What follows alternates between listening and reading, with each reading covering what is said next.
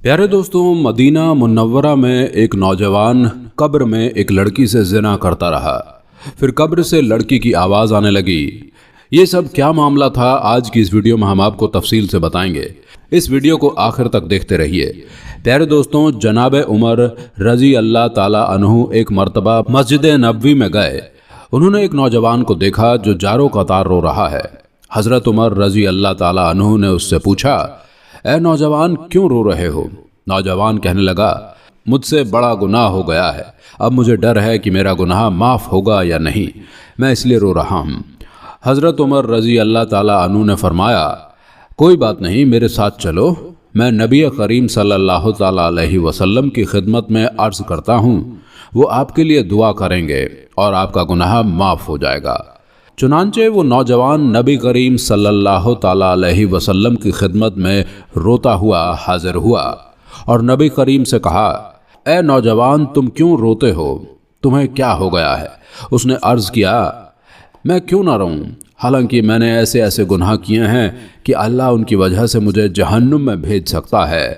मैं तो ये मानता हूँ कि मुझे मेरे गुनाहों के बदले दर्दनाक आज़ाब दिया जाए और अल्लाह मुझे बिल्कुल माफ़ नहीं फरमाएगा। नबी करीम सल्लल्लाहु अलैहि वसल्लम ने इरशाद फरमाया, क्या तुमने खुदा के साथ शिर्क किया है? उसने कहा, नहीं, मैं शिर्क से फना हूँ। नबी करीम ने फरमाया, क्या तुमने किसी मोहतरम का कत्ल किया है? उसने कहा, नहीं।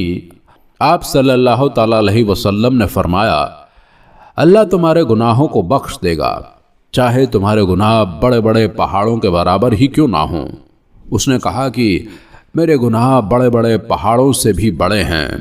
उस वक्त पैगंबर इस्लाम सल्लल्लाहु ताला अलैहि वसल्लम ने फरमाया, अल्लाह तेरे गुनाहों को ज़रूर बख्श देगा, चाहे वो सातों ज़मीन, दरिया, दरख्त के बराबर ही क्यों ना हों, चाहे तेरे गुनाह आसमानों के सितारों के बराबर ही क्यों ना हों। उसने अर्ज़ किया, मेरे गुनाह इन तमाम चीज़ों से भी बड़े हुए हैं। आप नबी पाक ने गुस्से की हालत में फरमाया, ए नौजवान, तेरे ऊपर अफसोस है कि तेरे गुनाह ज़्यादा बड़े हैं। ये तेरा खुदा। ये सुनकर वो नौजवान सजदे में गिर पड़ा। पाको पाकिज़ा है मेरा वो खुदा या रसूल अल्लाह, उससे बुज़ुर्ग में तो कोई भी नहीं। उस वक्त आप नबी पाक ने फरमाया, क्या इन बड़े गुनाहों को खुदा के अलावा भी कोई माफ़ कर सकता है? उस नौजवान ने कहा, नहीं या रसूल अल्लाह। उसके बाद वो खामोश हो गया। आप नबी पाक ने फरमाया, ए नौजवान, क्या तू अपने गुनाहों में से क्या एक गुनाह बता सकता है? उसने कहा, क्यों नहीं, मगर मुझे आपसे शर्म आती है। आप नबी पाक के दोबारा पूछने पर कि मैं 7 साल से कब्रों में खोलकर मुर्दों को बाहर निकालता हूँ, उनका कफन चोरी कर लेता हूँ। मेरे काफिले की एक लड़की का इंतकाल हुआ। जब लोग उसको दफन करके वापस घर आए तो मैं रात में गया, उसको बाहर निकाला, उसका कफन निकाल लिया, उसको बिना कपड़ों के ही ऐसे नंगा कब्र में छोड़ दिया। जब मैं वापस लौट रहा था तो शैतान ने मुझे बरगलाया। उस लड़के के बदन और खूबसूरती ने मुझे दीवाना बना दिया, यहाँ तक कि मेरा नफ्स गालिब आ गया और मैं वापस लौटा और जो काम नहीं करना चाहिए था मैंने वो काम कर दिया। अल्लाहु अकबर।